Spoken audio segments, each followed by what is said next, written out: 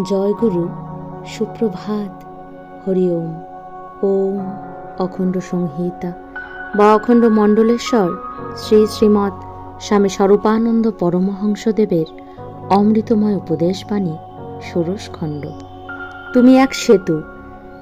একটা জাতির ভাগ্য যেমন একটিমাত্র লোকের ওপরেই নির্ভর করে না, তেমন আবার প্রত্যেকটা লোকের উপরেই নির্ভর করে।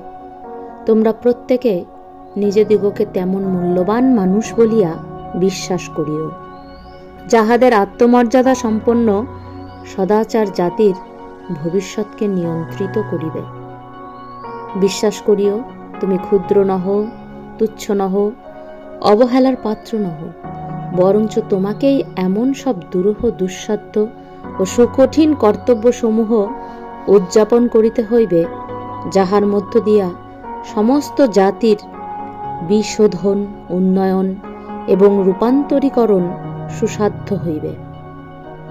নিজেকে অতীতের সহিত ভবিষ্যতের সেতু বলিয়া জ্ঞান করো এবং অতীতের স্মরণীয় মহত্বকে দৃঢ় পদবিক্ষেপে এই সেতুর ওপর দিয়া ভবিষ্যতে উত্তরণ করিবার পরম শ্লাঘ্য এক সহায়ক রূপে আত্মপ্রকাশ করো।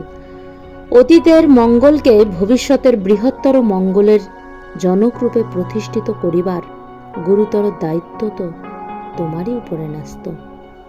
হরি ওম।